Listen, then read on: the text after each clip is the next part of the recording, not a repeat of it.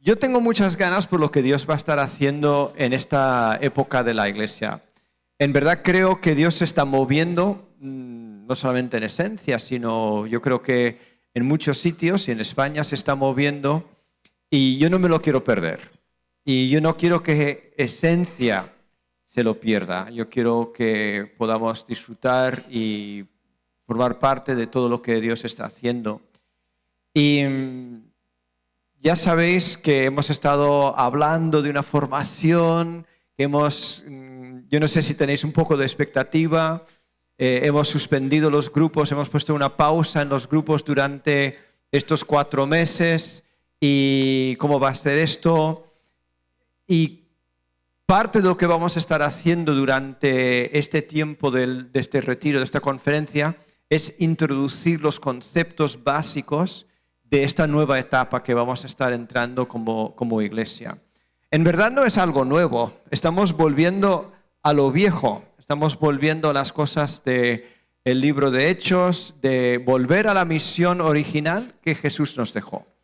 Entonces, eso es lo que realmente late en nuestro corazón, lo que nos motiva es conectar con la misión original de Jesús y adentrarnos del todo en esa misión. Y yo quiero presentar a Marcos. No sé, todo lo que voy a decir, solamente una parte de Marcos. Ha sido un amigo, el primer retiro de iglesia que nosotros hicimos cuando, no me acuerdo el pueblo donde estábamos, Marcos, si tú viniste, pero éramos 8 personas en el retiro. Y Marcos vino desde Galicia para predicar a 8 personas. Y gracias a Dios que vino y estuvo con nosotros. Y desde entonces, pues hombre, hemos tenido una relación durante Contracorriente. Marcos ha sido muy generoso con nosotros, de muchas formas. No solamente con el dinero, sino también con la inversión, con la amistad, con sus palabras. Ha sido muy generoso con nosotros. Entonces, yo doy muchas gracias por su vida. Y tengo más cosas que decir, pero lo voy a reservar para mañana. Entonces, sí que quiero decir una cosa acerca, bueno, porque no sé todo lo que va a decir hoy, esta tarde Marcos, pero vienes bien preparada, Nines, para tomar apuntes. Yo os animo a tomar apuntes. Hay muchos conceptos de los que Marcos va a hablar en esta tarde que realmente yo tardé mucho tiempo en empezar a entenderlos. Mira, cuando estuvimos empezando a contemplar hacer 2 reuniones aquí, hace más o menos 18 meses, yo fui a hablar con Marcos porque ya habíais empezado a hacer 2 reuniones en la iglesia y yo fui a preguntarle, Marcos, ¿qué es lo que has hecho? ¿Cómo has organizado tus equipos de trabajo para hacer las 2 reuniones? Y como que no me quiso contestar nada de la pregunta. Me empieza a dibujar en la pizarra un montón de dibujos y yo no entendí nada. Bueno, un poquito. No porque él no supo explicar, vamos a ser claros. No porque él no supo explicar, sino que tengo la cabeza muy dura y me costó tiempo entenderlo. Entonces, ten paciencia, escucha. Yo voy a pedir que el Espíritu Santo nos hable, que no seamos tan tercos como yo y que podamos empezar a comprender algunas de las ideas y los conceptos y lo que creo que Dios tiene para nosotros, ¿vale? Así que, Señor Jesús, yo te pido que tú nos hables en esta tarde. Te pido especialmente por Marcos, que tú abras su corazón, su boca, para que pueda explicar con claridad lo que nosotros necesitamos escuchar como iglesia. Y te pido especialmente por cada persona que está aquí, Señor, que tú nos hables, que tú abras nuestro entendimiento, que abras nuestros corazones para recibir la palabra implantada que puede salvar nuestras almas, Señor. Inspíranos, llévanos más allá de lo que nosotros pensamos que es posible. Llévanos a donde solamente el poder de tu Espíritu Santo nos puede llevar. Te lo pedimos, Señor Jesús, y confiamos en el poder del Espíritu Santo. Amén. Marcos. Muchas gracias. Bueno, os quiero presentar a la mejor parte de mí, que es Ana, que aquí se olvidó de presentarla. Vosotros podéis tener con John hay buena relación con ella. Ven hasta acá. Ana es mi esposa, llevamos 30 años casados y tenemos 2 hijos, tantos dice. Tenemos 2 hijos, Fernando y Simón, que algunos los conocéis, pero bueno, preséntate tú que lo haces. Pues nada, ya soy Ana y me puede escapar de mi trabajo, pedir el día de mañana, que estaba difícil porque soy profe, me dedico a la enseñanza, entonces cuando hay huelgas no se puede pedir días, porque puede ser, ya hay estos días huelga por todas partes, por el tema Palestina, la gente como tiene muchas ganas de que el conflicto no termine para seguir haciendo huelgas. Y nada, contenta de estar aquí, conocemos la iglesia por las redes y a muchos de vosotros, por supuesto, pero nos encanta estar aquí y ver. Llegábamos y decíamos, qué maravilla estar en un polígono, porque nosotros a las 10 el sonido tiene que apagarse, como ahora que se está apagando. No, y poder hacer un concierto, poder tener vigilias de oración, nosotros anhelamos tener un lugar así. Así que, bueno, felices de estar aquí y de poder compartir este fin de semana con vosotros. Bueno, muy bien. Ana es profesora y ella dice que los lunes, dice, por fin llega el lunes, porque es feliz en el trabajo con los niños, es muy creativa, entonces huye ya de la iglesia, de todo lo que pasa en la iglesia el fin de semana, que es muy estresante, y ya el lunes es un día maravilloso. Bueno, estoy aquí entre amigos, sin duda, y tú lo decías, son muchísimos años. Estaba recordando ahora dónde fue, pero yo sí recuerdo que éramos 8, porque sí, pero era un pueblecito pequeño, estábamos allí con bueno, tu mamá no, tu suegra, estábamos allá y estábamos un grupito pequeño, yo creo que también estaban Jeff y Carolina, creo recordar. Bueno, ya llovió mucho de aquello, por lo menos, no sé, 25, 30 años, no sé, una barbaridad. Ya ha llovido mucho. Pero bueno, me encuentro entre amigos, así que tenemos todo el fin de semana para que me conozcáis mejor. Los que, tanto Itiel como Ismael, Ainchane, pues ya nos conocen de haber estado en nuestra iglesia en Lugo. Lugo es una ciudad pequeña, 100.000 habitantes, del interior de Galicia, de un corte básicamente rural, no es industrial, apenas tiene industria en lo que es en la ciudad, es el mundo agrario que le rodea. Y una ciudad nada cosmopolita.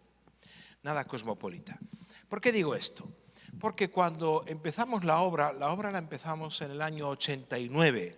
Yo me convierto en el año 83, estaban en la universidad, empiezo a predicarle a un grupo de amigos y de chavales que yo les daba unas clases, se empiezan a convertir.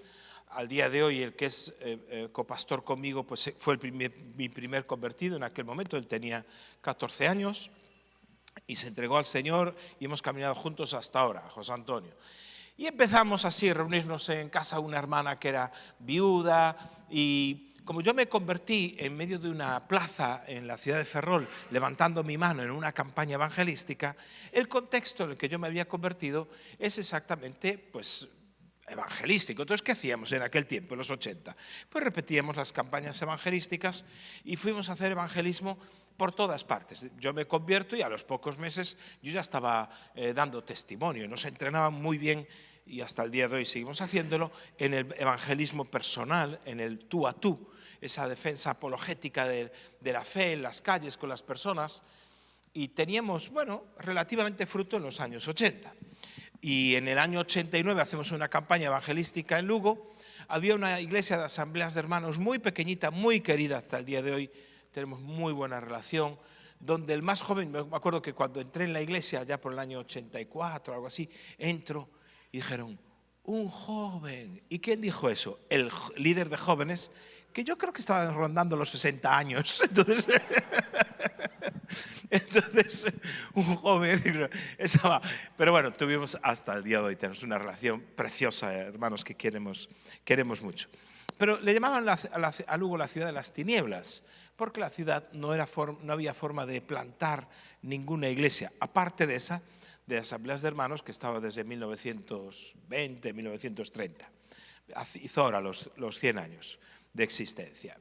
Y más o menos así también los miembros de la iglesia, eran todos fundadores casi. Entonces, pero bueno, entonces empezamos, hicimos una campaña evangelística y la campaña fue un éxito, porque inundamos las plazas, las calles, teatro, música, lo clásico de una campaña evangelística. Y empezamos en el año 89, me acuerdo que, digamos, oficialmente en septiembre del 89 comenzamos un grupito de 20 y pico personas que se habían convertido en esa campaña. Alquilamos un local, un antiguo supermercado y allí empezamos.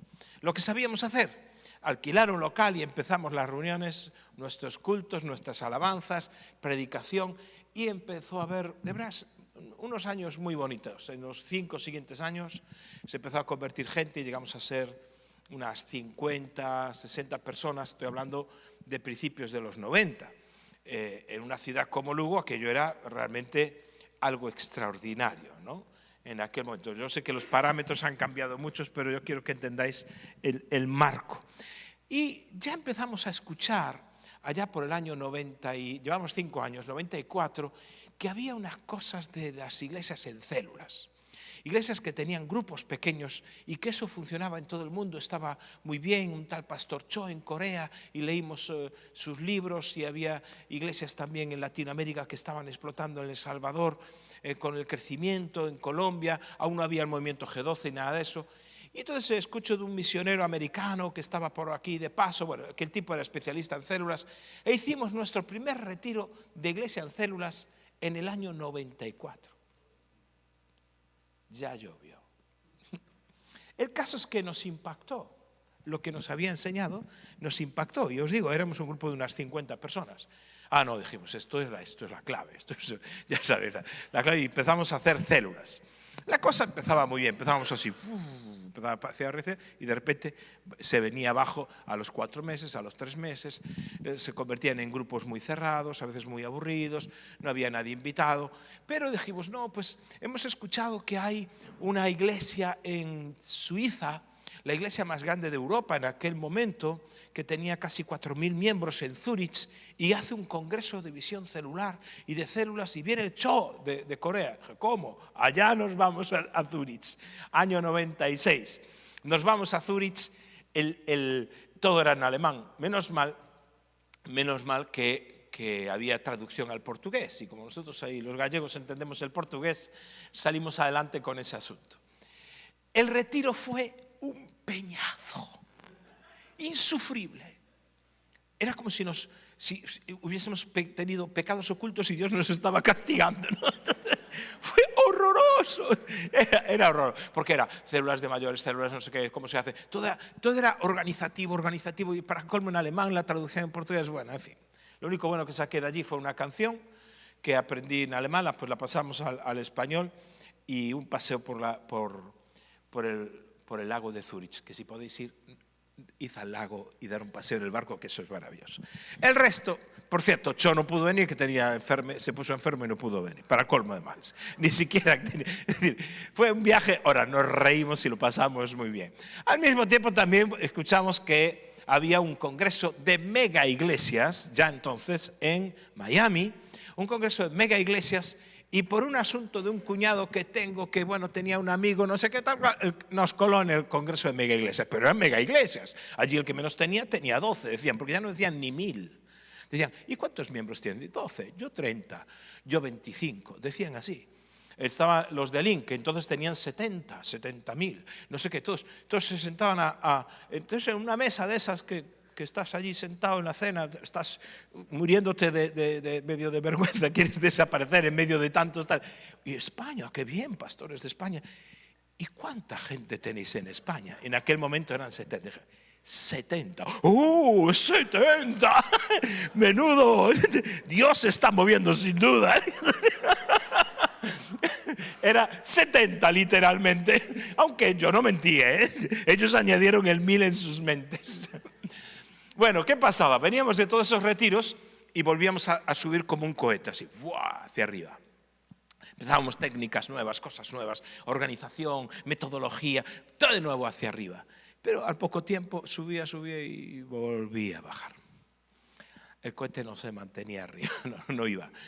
Eso del año 2000, 2001, voy a un retiro, escucho que en Madrid vienen los dos popes, por decirlo de alguna manera, los dos teólogos del movimiento celular a nivel mundial, que eran Ralph Neighbor y Bill Beckham, William Beckham.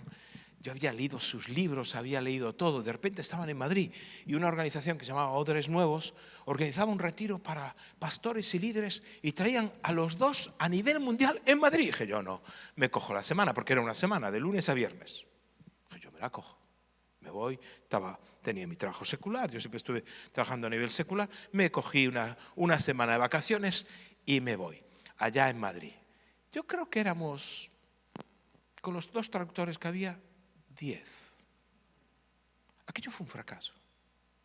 A nadie le interesaba y nadie conocía ni a Bill Beckham ni a Ralph Neighbor.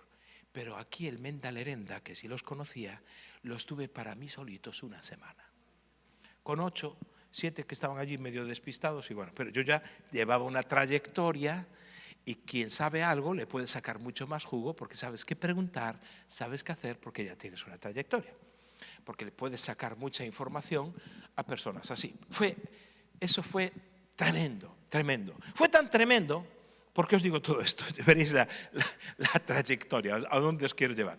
Fue tan tremendo que yo, es decir, lo aplicamos en la iglesia, lo enseñamos, teníamos todo estructurado, bueno, lo teníamos clarísimo todo. Incluso empecé a compartir en retiros de iglesia celular hacíamos. Porque la teoría, porque los españoles ya sabéis, el que sabe la teoría es el que da las clases. Tú vas a la escuela de empresariales y dan clases de empresariales tipos que nunca abrieron una empresa. Pero tienen la licenciatura. Y vas a los cursillos matrimoniales y ¿quién los da? El cura. Sí, también. Entonces, esta es España, así es España. Pues entonces yo, pues como buen español, ya no tenía nada de práctica exitosa, pero ya podía hablar de cómo era, porque lo tenía muy bien estructurado y todas esas cosas. ¿Qué pasó? Empezamos aquí como un foguete, ese sí que subió mucho más arriba. ¡Buah! Y cuando subió mucho más arriba, después explicaré por qué sucede eso, vuelve a bajar. No funcionaba. Y eso que teníamos toda la teoría. Entonces dijo, no, pues hay que hacer grupos en vez de hombres y de mujeres y de jóvenes, vamos a hacerlos entonces de otra manera. Tienen que ser grupos heterogéneos. Entonces estaban los abuelos con los niños, porque la sociedad es así. Entonces hagamos grupos pequeños, células o como le quieras llamar, grupos de conexión, grupos de vida, pero donde todo sea muy heterogéneo. Entonces compartimos vida ahí. Empezábamos bien, pero volvía. No, pues esto no funciona. Lo que tenemos que hacer, lo que pasa es que la gente lo que necesita es palabra. Vamos a hacer estudios bíblicos ahí para que sean grupos donde aprendamos la palabra, entonces así la gente crece con la palabra. Siempre sucedía lo mismo. No, pues entonces lo que necesitamos es comunión. Lo que vamos a hacer es un énfasis en la comunión. No, pues ahora evangelismo. Pues el caso es que íbamos cambiando el modelo, pero la cosa no funcionaba. Me voy al primer congreso que había en Canarias, porque se escuchaba que venía este modelo G12, a ver qué era. Voy a conocer el modelo G12. Desde un principio entendí que eso no era un modelo adaptable para España, por asuntos culturales y sobre todo por conceptos de lo que es el concepto de autoridad. No encajaba en el modelo español. Yo ahí ya no entré, aunque me habían ofrecido el oro y el moro, pero bueno. Y entonces pero capté algunas cosas buenas que había en el modelo G12, básicamente un par de ellas. Una es el énfasis prioritario de que el llamamiento no es personal, es familiar. Cuando Dios llama a una familia. Eso es muy interesante. No te llama a ti, te llama a ti y a tu familia. Todos estáis en el ministerio. Eso era muy revolucionario a principios de los 2000. ¡Wow! Eso es distinto. Mis hijos son parte del ministerio. Hasta el día de hoy mis hijos sirven al Señor también. Porque había un cambio de chip. Pero bueno, y también aprendimos lo que eran los encuentros, retiros para nuevos convertidos. Eso lo hacían muy bien, solo que nosotros le dimos el toque nuestro ellos lo hacían muy serio, no se podía hablar, retiros de pura santidad. Nosotros nos reímos desde que empezamos hasta que acabamos. Lo pasamos pipa en los retiros que tenemos para los nuevos convertidos. Y también son muy confrontativos. Fue lo que aprendimos de G12, nada más. Pero el caso es que no funcionaba nada. No funcionaba nada. Hasta que en el 2016, a todo esto, la iglesia fue creciendo. Teníamos empezamos a partir del 2000, siempre tuvimos obra social, pero la obra social típica de las iglesias evangélicas, una obra social asistencial, donde das de comer, das ropa, ese tipo de cosas. Pero a partir del año 99, 2000, empezamos un proyecto en nuestra casa, Ana y yo, acogiendo, teníamos 5 años de casados y acogimos 15 niños con nosotros. Y empezamos un proyecto social de trabajo con menores. No sabíamos a dónde nos iba a llevar eso. La obra social que llegamos a hacer era tan increíblemente buena que el gobierno nos llamaba, nos mandaba a los niños más difíciles que había. Es decir, cogimos fama de sacar los casos más complicados para adelante, porque aparte de la formación terapéutica, y bueno, somos maestros los dos, pero aparte tenemos formación en terapia sistémica y en otras cosas, lo que hacíamos en realidad con los niños era aplicar la pastoral. Éramos pastores de esos niños, solo que con lenguaje técnico, ¿no? Podíamos hablar con lenguaje técnico en cualquier contexto del gobierno gallego. Y empezó a crecer eso, empezaron a crecer los centros de menores. Es decir, la obra social en la ciudad de Lugo y en Galicia creció de tal manera que el reconocimiento que teníamos como evangélicos, decía, wow, los evangélicos sí que están preparados, menuda gente tienen, decían. Es decir, teníamos un reconocimiento social, aunque la iglesia era pequeña. Fijaros, en el 2010 éramos 115 personas, porque hicimos un cambio de local y al contar vimos lo que había. 115 personas. Habíamos tardado 20 años en llegar a 115 personas. Pero como no había crecimiento, y es una de las tentaciones, cuando no hay crecimiento en lo que Dios te llamó a hacer, a veces uno se contenta con planes B o sucedáneos, como era en este caso la obra social. No es que la obra social no haya que hacerla, pero no era mi llamamiento. Aunque pueda ser un especialista en temas de menores conflictivos y dirigí muchos centros de menores y fundamos centros de menores, la ley penal del menor, yo fui uno de los correctores de la ley, es decir, varias cosas en aquel tiempo, fue mucho trabajo. No sé si visteis alguna vez el programa este de televisión Hermano Mayor, de un tipo que tiene pues a todos esos chavales los tenía yo juntitos, a todos. Dios mío, aquello fue, pero bueno. Eso, otro día tuve que escribir un libro de esa experiencia. Todos estaban conmigo, todos. Era una locura. Pero bueno, fuimos tirando para adelante. ¿Y qué pasaba? La obra no crecía, a pesar de que teníamos muy buena gente, pero la obra social crecía y con un reconocimiento social, con un reconocimiento con las autoridades, el alcalde, yo entraba y salía, el presidente de la Xunta, con Fraga, en fin. En aquel momento hubo hasta tentaciones políticas de ofrecerme posiciones políticas en el gobierno y cosas así. Lo que pasa es que yo sabía a lo que Dios me había llamado. Dios no me había rescatado para dedicarme ni a la obra social ni a la política. Pero había una frustración. 20 años para 115 personas. No estoy menospreciando ninguna porque yo me cuento en esos 115, ¿vale?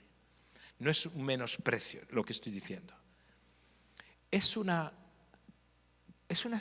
evaluación, dice, toda mi vida dedicada a esto para tener menos que la asociación de viudas, que por cierto están felices todas. ¿Os dais cuenta que no hay asociación de viudos? Yo quiero que me entendáis. Por una parte, la obra social creció y ha crecido. Nos vemos una obra social impactante, sí. Si un día tuvierais tiempo de ver todo lo que Dios nos ha dado, es tremenda. Tenemos no sé cuántos empleados hay ahora, 120, 150. ¿Tú sabes lo que es 150 empleados? Dar 150 sueldos todos los meses. decir, eso ya se ha convertido en una fundación, tenemos una fundación que eso tiene que ir independiente de la congregación. Quiero hablaros de eso para que veáis el proceso, la crisis en la que yo entro, porque para poder explicaros lo que voy a explicar, necesitáis tener este bagaje. Es decir, hay una crisis, por una parte, haciendo 10 veces menos de lo que hago en la iglesia, lo hago en la sociedad, en la comunidad, y tengo 10 veces más de reconocimiento y de éxito que en la iglesia. Entonces decía, ¿cómo es posible que el mismo Marcos trabaja a nivel secular y es capaz de levantar todo esto y en la iglesia las cosas no funcionan? Y es el mismo Marcos. Poco a poco fuimos creciendo como cuentagotas. Éramos en torno, cuando llegamos, yo os digo, en el 2010 éramos 115 personas. No sé por qué cambiamos de local, entonces habíamos cambiado de local y todos sabíamos, es típico, ¿no? Que echas cuentas y por cuentas ahí echas el censo. Pero bueno, allá por el 2016, 6 años después, estábamos en torno a 170, habíamos crecido, la obra social daba fruto, pero a cuentagotas, y habíamos ido creciendo poco a poco, muy poco a poco. Y en el 2016, a finales del 2016, un amigo que es un misionero brasileño me pide el favor de que vaya a un congreso de misiones en Brasil. Yo nunca había estado en Brasil, ni se me perdía nada en Brasil. Y yo le dije que no. Es decir, le dije que no 3 veces. La cuarta, pues Ana me convenció. Pero bueno, le dije, no, es que yo no, es que hay que hablar de las misiones en el sur de Europa, pero especialmente España, tienes que ser tú, por favor, hazme el favor. Yo, que no, tío, que no voy a Brasil. Que sí. Bueno, lo veo en un congreso tal, me explica, mira, es que tienes que venir, aparte yo me voy de España. Yo, ¿cómo que te vas de España? Sí, porque llevo aquí 9 años y no hay fruto y no tengo dinero. Las iglesias que me enviaban me cortaron el grifo. Dije yo, ¿ah, sí? Pues entonces sí que voy a ir a Brasil. Entonces, voy a Brasil. Dije yo, Ana, ¿qué te parece? Dije, ¿qué? Me dice Ana, misiones. ¿Quién sabe si Dios tiene para ti otra cosa en ese viaje? Oye, mujer profeta y sabia. Entonces dije, me cachis. Dije, bueno, vamos para allá. Entonces llego a Brasil, noviembre del 2016. Las fechas tienen sentido, después las explicaré. Pero en noviembre del 2016 llego a Brasil y me recibe un hombre, un pastor de la iglesia bautista donde íbamos a estar haciendo ese congreso. Me va a buscar al aeropuerto y me va a buscar porque él se venía en 15 días, 3 semanas después, se venía para España. Esto parece una novela, ¿verdad? Que está bien. Entonces, pero bueno, al final leeré la Biblia para que nadie diga que no. Ahora vais a tomar nota que yo mandé en esta pizarra por alguna razón. Entonces, él se venía para España de misionero, aunque él pastoreaba, era el segundo pastor de una iglesia en aquel momento de 16.000 miembros, que era la iglesia a la que se hacía el congreso. Claro, una iglesia de 16.000 miembros. ¿Y qué hace él cuando me recoge en el autobús? Digo en el autobús, en el coche. Y me lleva una hora de trayecto, más o menos. Durante 1 hora me empezó a decir, ¡guau! Nosotros tenemos una iglesia en células. Yo sí, a menudo le va a venir a predicar, ¿no? Aquí me va a contar a mí lo que es una iglesia en células. Después de, en ese momento, 27 años leyendo libritos de células, haciendo células, yendo a congresos de células y hasta dando congresos de células. Entonces, sí, porque tenemos iglesia en células, porque no sé qué, no sé si sabes lo que es. Y yo, sí, sé lo que es. Entonces, sí. No, pues también es que, pues no sé si escuchaste alguna vez hablar de Ralph Neighbor. Sí, lo conozco personalmente, fue mi maestro. Ah, bueno, pues también de Bill Beckham también. Sí, yo ya estaba, que todo me rebotaba. Sí, ya la coraza no de la fe, sino de la incredulidad, ¿no? Es decir, en el sentido que, otra vez, ¿qué me va a decir a mí? Nadie de las células, si tenemos grupos pequeños, eso no funciona. Esa sensación de que oyes que a otros les va muy bien y a ti nada. Entonces, estamos en el congreso y compré su libro, tenía un libro a vender que se llama Multiplicación. Yo, como leo portugués, no había problema, me lo empiezo a leer y me impacta el libro. El libro me impactó. ¡Wow! aquí hay cosas que yo no había entendido, es otra manera de entender. Y él me dice, no, nuestra iglesia apenas hace 16 años éramos 300 y pico miembros y hemos crecido a 16.000. Y yo, qué interesante, ¿qué pasó? ¿Qué cosas? Entonces empezamos a charlar. Dije, mira, cuando vengas a España te vienes a Lugo. En junio del 2017, Roberto Botrel, que se llama así este pastor, viene a Lugo y tiene un retiro, tenemos un fin de semana normal en la iglesia y los líderes se entusiasmaron, otra vez, no, vamos a empezar, otra vez. Dije yo, pues no vamos a empezar, vamos a orar. De aquí a septiembre, si seguís con el mismo entusiasmo en septiembre, hablamos, porque yo lo que no quiero es otro cohete, ¿no?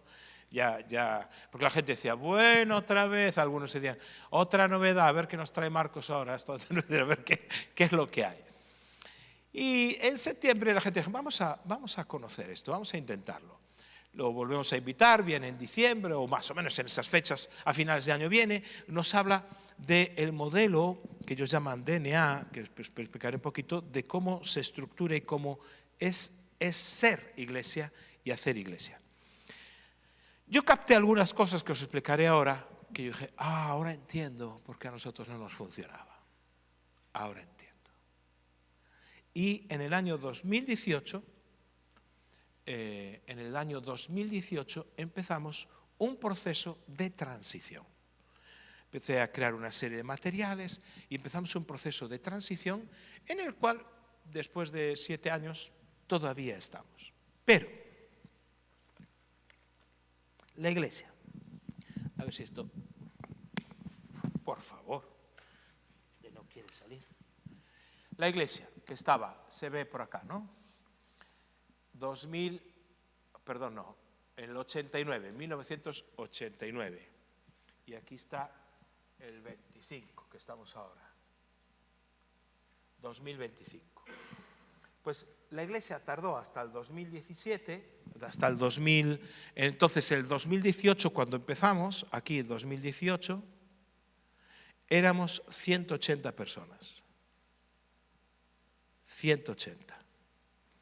Es decir, que la iglesia tardó 29 años, casi 30 podríamos decir, porque el 19 tardó 29 años en crecer a 180 personas.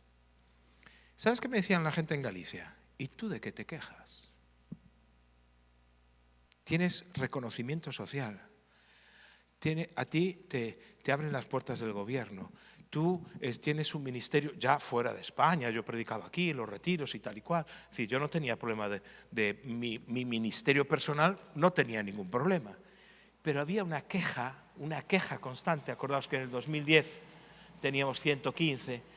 Había una queja profunda, había una insatisfacción, había una frustración. Decía, esto no puede ser todo. Es decir, yo no puedo dedicar mi vida a esto, porque yo sé que Dios no hace acepción de personas, pero de repente oyes lo que Dios está haciendo en Colombia, lo que Dios está haciendo en la China, lo que Dios está haciendo en Argentina, lo que Dios está haciendo en todas partes. Y dije yo, Dios no hace acepción de personas, ¿será que hace acepción de naciones? Y a mí aquello lo empecé a pensar y dije yo, no, tampoco puede hacer acepción de naciones. Luego hay algo que no está correcto, hay algo que no está bien. Desde que empezamos a aplicar el nuevo modelo que estamos aprendiendo y haciéndolo, aquí en el 2018 empezamos el proceso que ahora os explicaré, la iglesia se multiplicó por 4. Se multiplicó por 4. ¿Cómo es posible que estemos ahora en 700, casi 750 personas con los niños? ¿Cómo es posible? En una ciudad como Lugo, 100.000 habitantes, que no pasa nada extraordinario, que no es nada del otro mundo. ¿Qué pasó? ¿Qué ocurrió? ¿Qué elementos hay distintivos? Porque no, la obra social continúa. Seguimos haciendo lo que hacíamos antes. Todo lo que hacíamos antes se continúa haciendo. Los cultos muy motivadores, una predicación que tiene que ser muy retante, desafiadora, consoladora, todo eso. Sí, todo. La alabanza, todo, pantallas, todas esas cosas y hasta pintura negra si hace falta. Todo. Todo eso sí, no, pero ¿qué cambió? Hubo un elemento que no tiene que ver con cambiar el modelo, sino que tuvo que cambiar el pastor.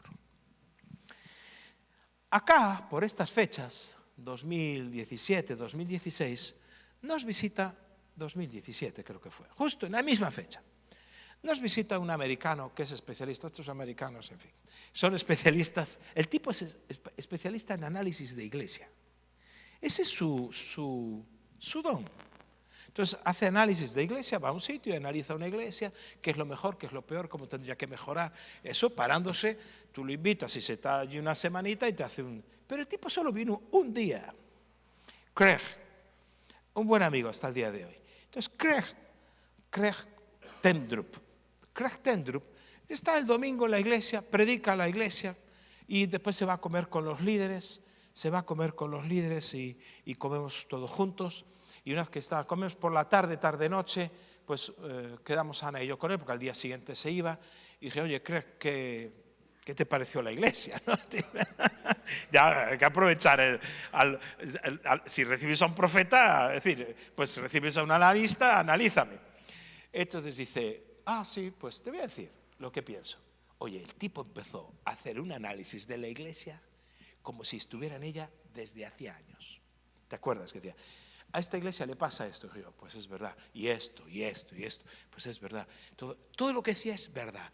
Y pasa estas cosas y tal. Y te voy a decir una cosa de tus líderes. Fue una comida nada más. Y había que traducirle.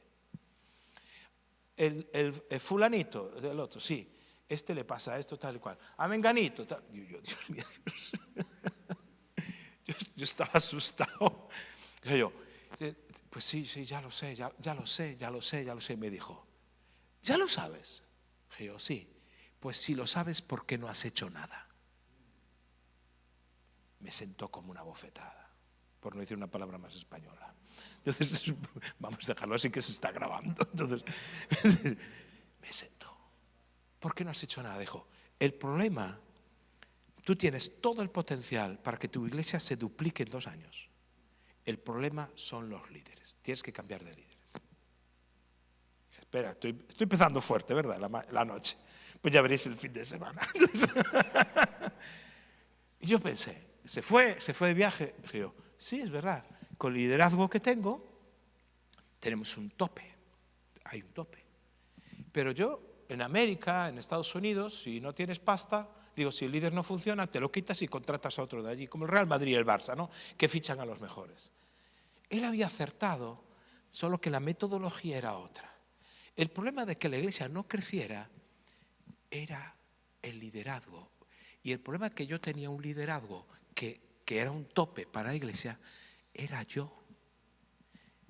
La iglesia no iba a crecer si el pastor no crece. Es decir, la iglesia tenía un potencial tremendo, pero su capacidad, es decir, toda iglesia va a crecer hasta el nivel de su potencial, siempre, pero siempre baja al nivel de su capacidad.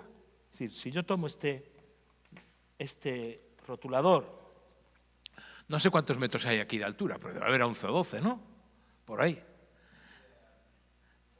8. Si yo cojo este rotulador y hago así,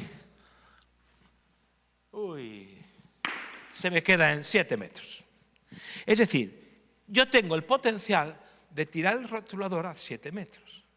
Entonces, yo tenía una iglesia con mucho potencial, pero mi capacidad de elevar este rotulador, ¿cuánto es? Pues mira, yo mido 1,82, bueno, 2,25. Yo siempre pensaba en la capacidad, es decir, en el potencial de la iglesia, que líderes, que no sé qué, pero la capacidad es el largo de mi brazo estando de pie. Luego, si yo quería aumentar mi capacidad, no se trataba de hacer ahora más musculatura para ver si en vez de a 7 llego a 8 o a 12. No se trata de ejercitarme más porque de esa manera lo elevo más. ¿Por qué? Porque al final cuando cae yo puedo sostenerlo solo hasta 2,25. ¿Qué tenía que hacer? Pues lo que tenía que hacer era subirme aquí. Entonces ya podía llegar a los 3 metros. Y si me subo acá, puedo llegar a los 350. Y si hubiera aquí otra escalera, seguiría subiendo, porque lo que aumenta tu capacidad es el cambio de estructura en la que te sustentas. Esto, que parece una tontería, es justo lo que aparece en el libro de Hechos capítulo 6. En el libro de Hechos capítulo 6, de verdad que esto es la introducción, si no sigo mañana por la mañana. Esto es la introducción a lo que quiero enseñar hoy. Hechos capítulo 6 es de todos conocido.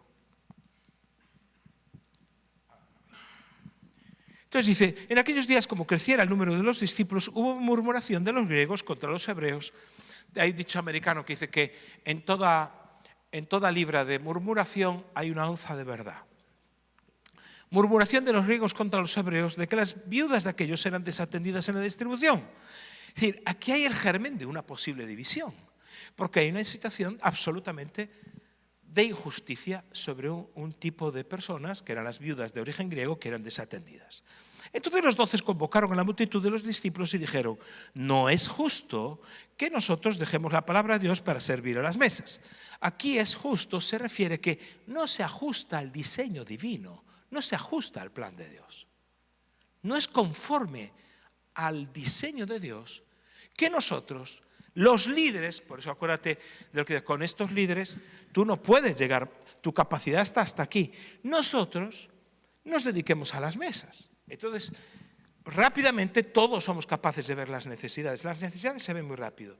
Pero los apóstoles lo primero que hicieron fue establecer una prioridad, no evaluar la necesidad. Y dice, no es justo que nosotros dejemos la palabra de Dios para servir las mesas. Buscad, pues, varones de entre vosotros 7 varones de buen testimonio, llenos del Espíritu Santo, de sabiduría, a quienes encarguemos este trabajo. Y nosotros persistiremos en la oración y en el ministerio de la palabra.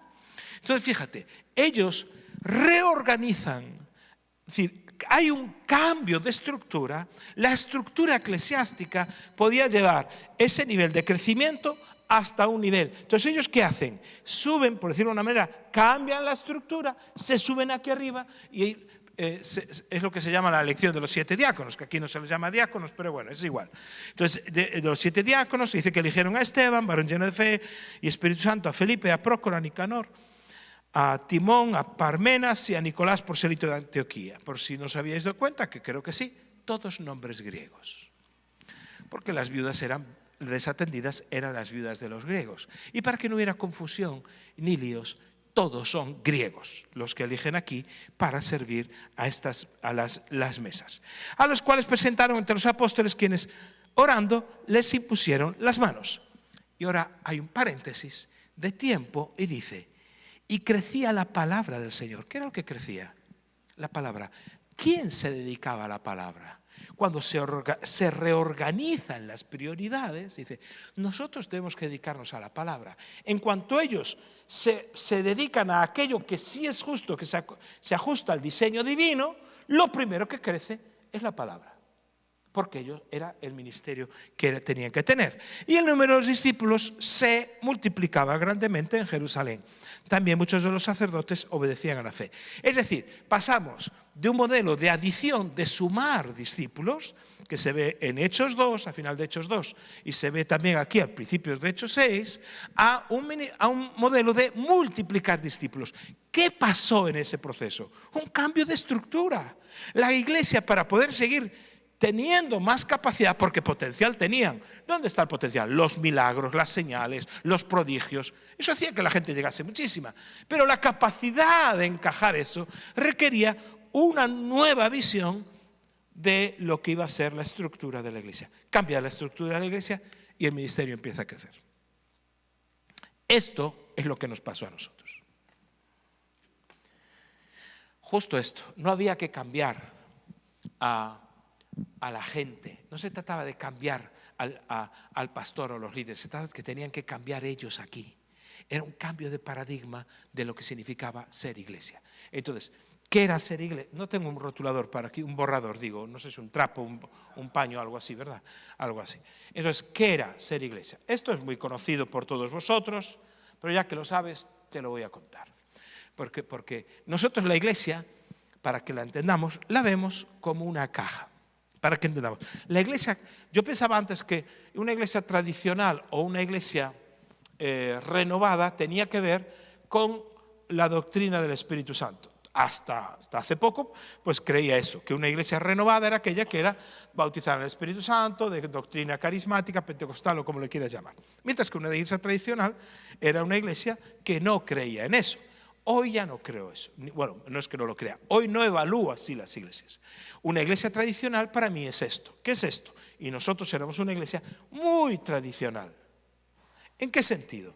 En la forma de hacer y ser iglesia. ¿Qué es una iglesia? Básicamente, una iglesia tiene un edificio como este, que es muy bonito, el nuestro también está muy bien y bien situado. Tiene el equipo pastoral o los líderes principales.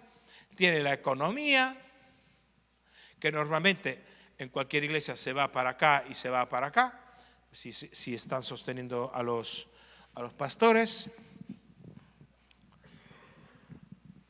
Voy a ver por acá, para que no se me líe, porque voy a usar todo esto.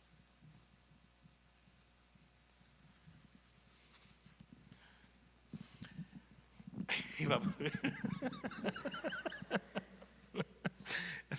¿No visteis ahí en Instagram una chica en pleno concierto, le dieron una botella de agua para beber y después siguió cantando con la botella de agua y sonaba perfectamente? Hasta que se dio cuenta que el cante fue total. Era un playback, ¿no? Y andaba con la botella de agua. Pues yo casi igual, ¿no?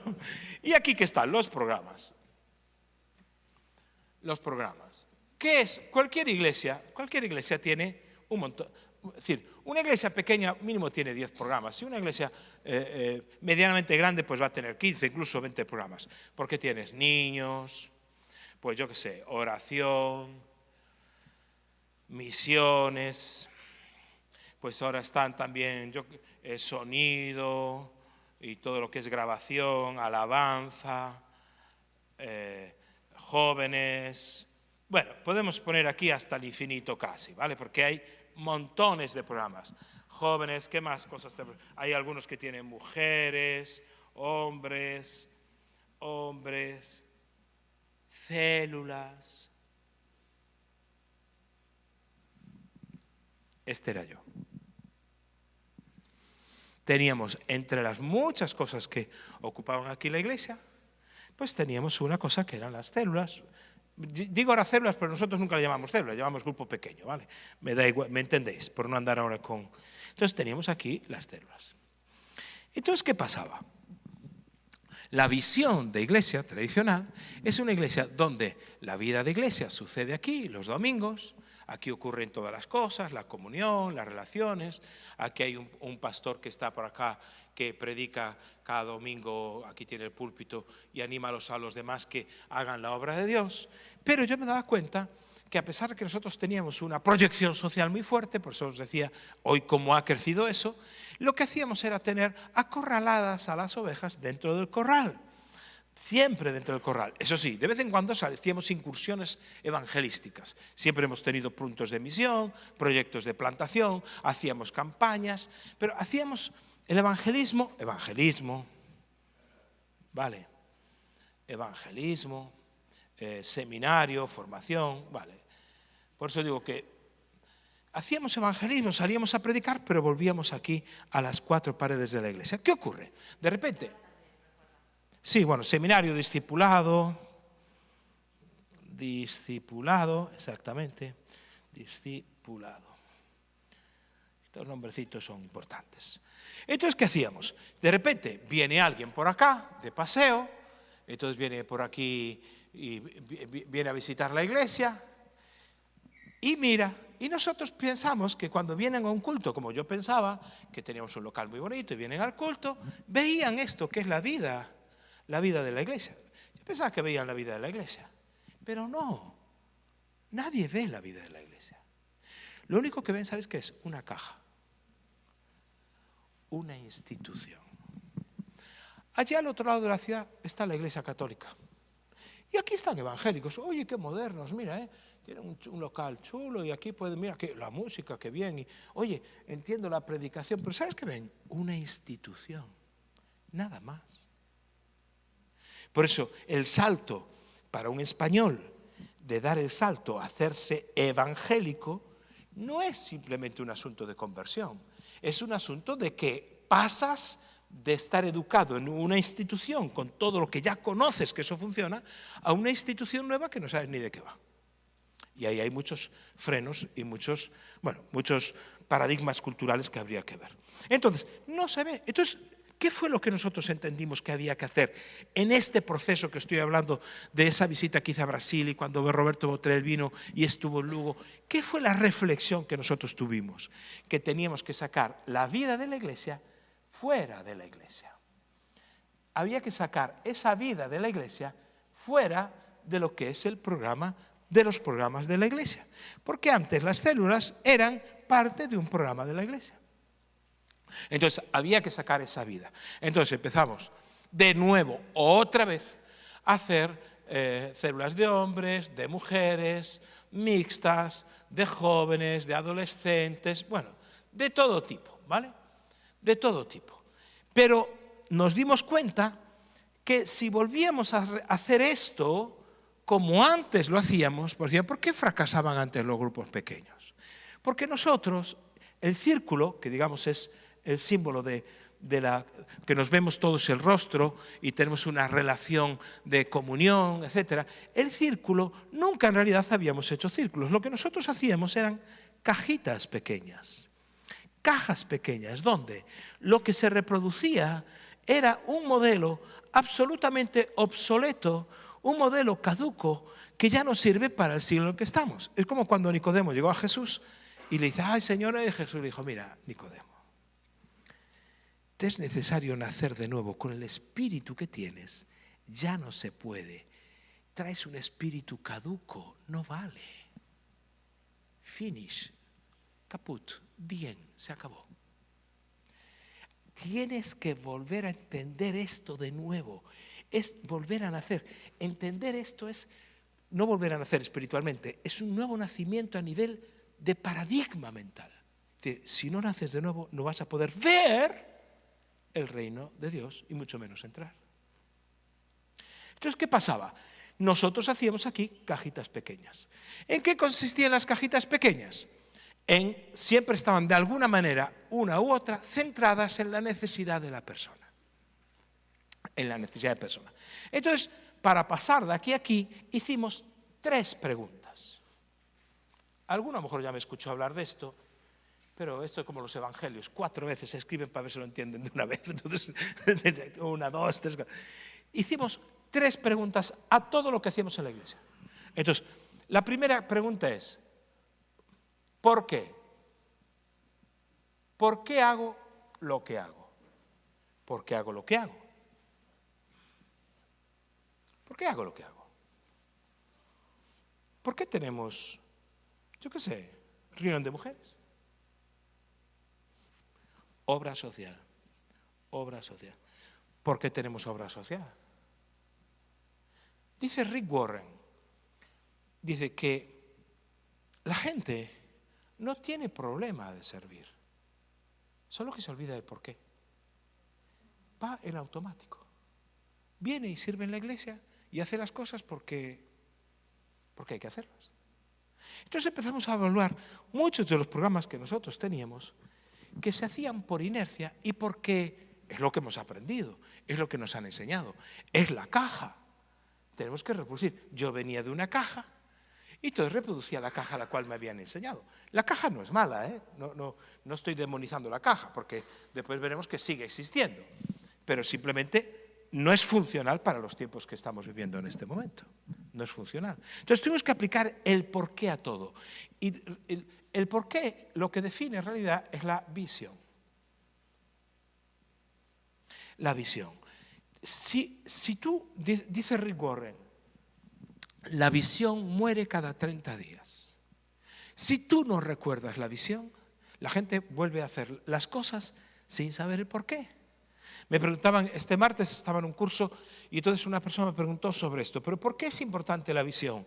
Yo, mira, leí en algún sitio que habían unos tantos libros que uno lee que ya no sabe la referencia, pero de un hombre que llegó a ver una obra que se estaba haciendo en un barrio complicado. Entonces llegó a ver la obra y le dijo a un albañil que estaba levantando una pared: ¿y usted qué está haciendo? Dijo: yo estoy levantando una pared. Ve, fíjate que rectita.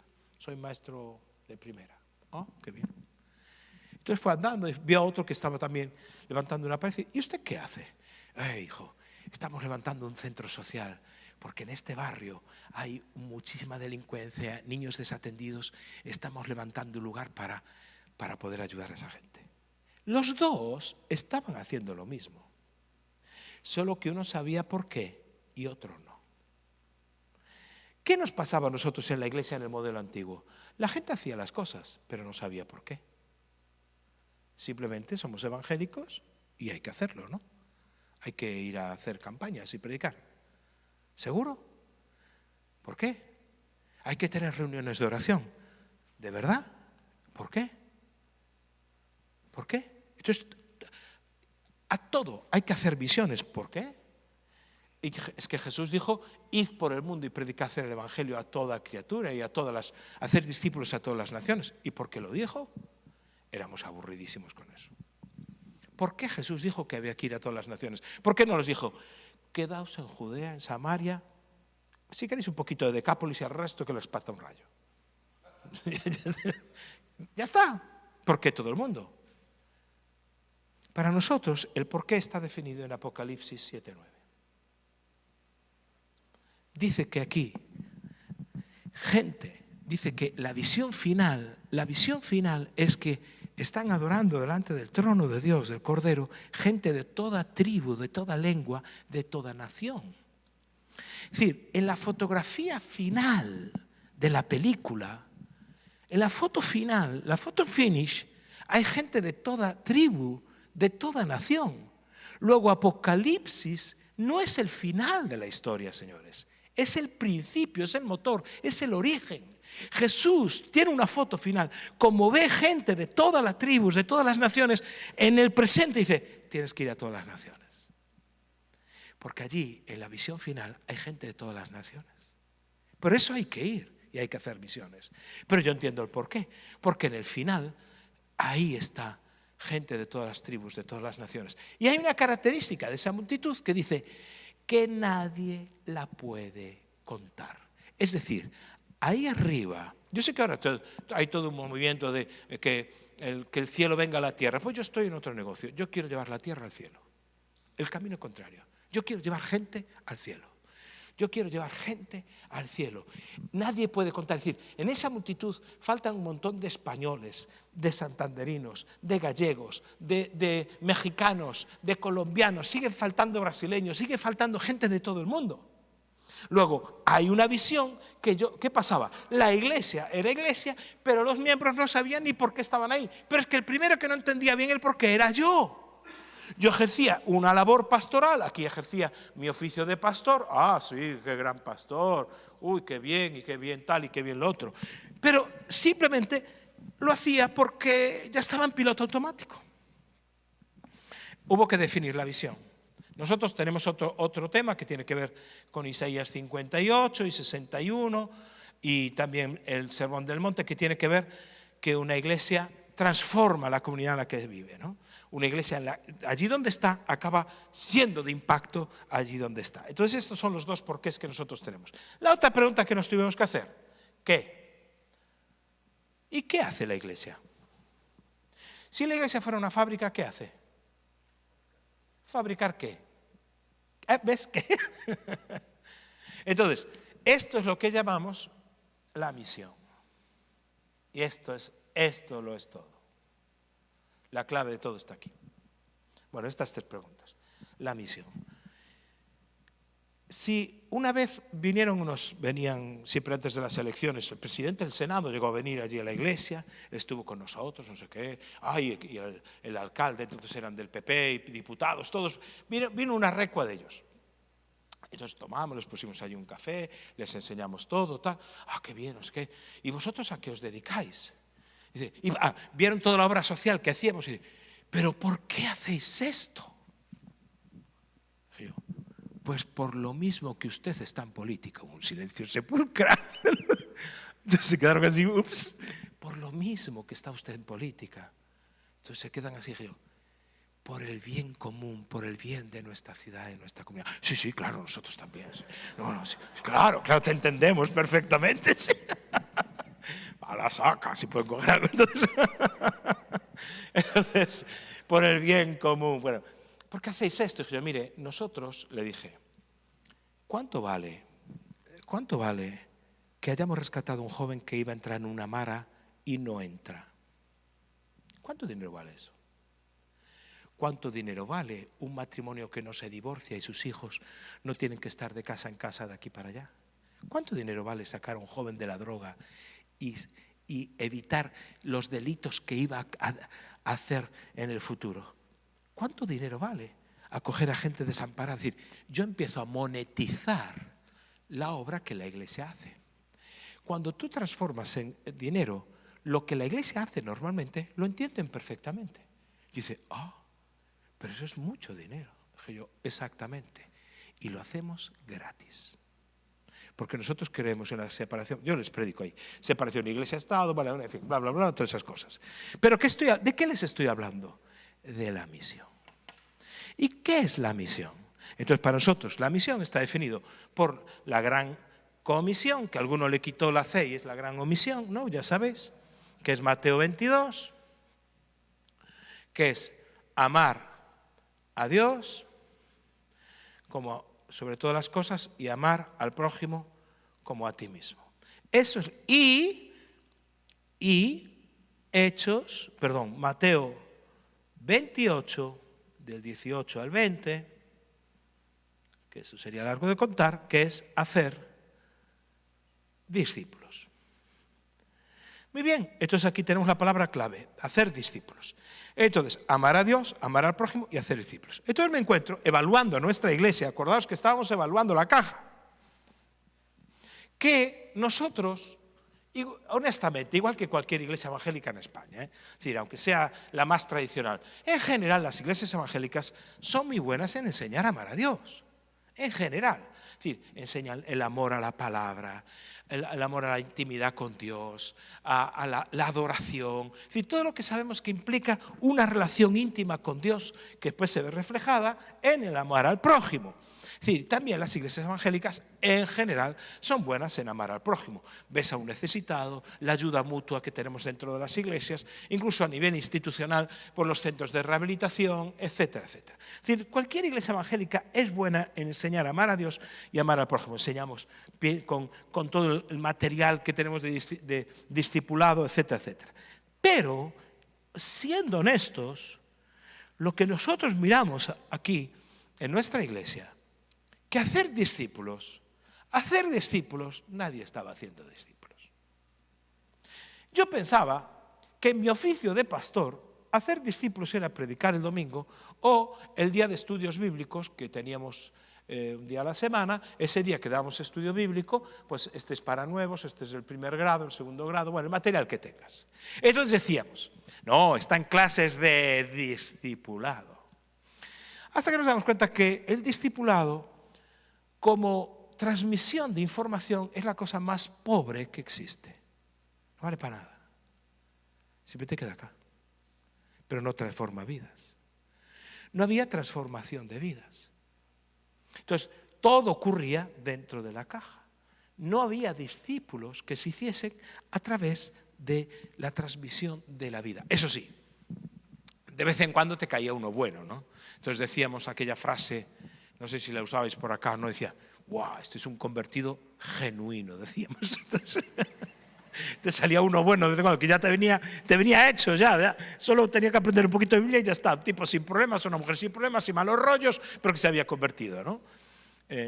Como yo. Entonces, que así fue, ¿no? Yo estaba en la universidad, me convertí. Levanté mi mano en la calle hasta hoy. Nada de 3 pasos para adelante y 2 para atrás, rollos de eso yo nunca estuve. Yo me convertí. Entonces, de vez en cuando salía uno así, pero muy de vez en cuando. Es decir, no había un discipulado intencional en ningún sentido. Entonces, me doy cuenta que nadie estaba haciendo discípulos. Nadie estaba haciendo discípulos. Y si nosotros tuviésemos una banqueta aquí con 3 patas, ¿verdad? Con 2 se cae. Pero ¿qué pasaba? Nosotros pensábamos que si alguien amaba a Dios y amaba al prójimo, ya era suficiente. Pero dime, ¿dónde está escrito que puedes ser discípulo y no hacer discípulos?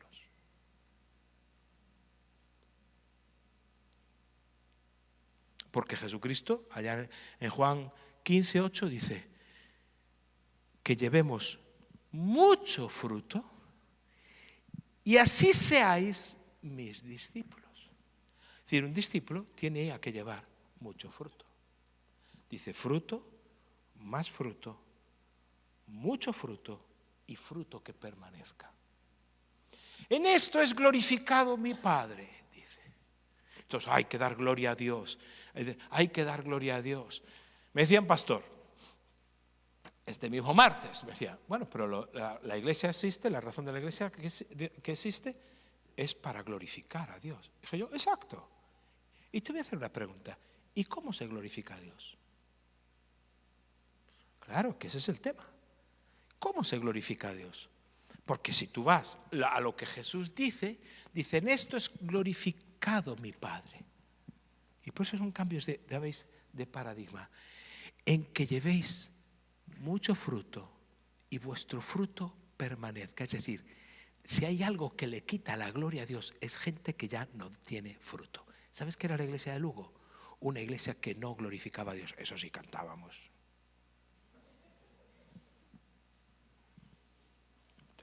Tengo un pianista que tengo varios pianistas increíbles, pero uno se lo quería llevar ¿cómo se llama? Alejandro Sanz. Se lo vino a buscar.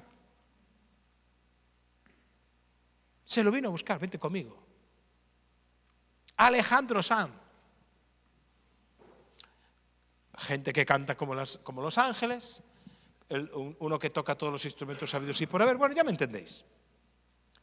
¿Es eso glorificar a Dios? Pero ninguno, ni el pastor, ni el equipo de liderazgo que estaba por acá, estaba haciendo discípulos. Pensábamos que si yo encargo aquí a una persona, ¿cómo crece?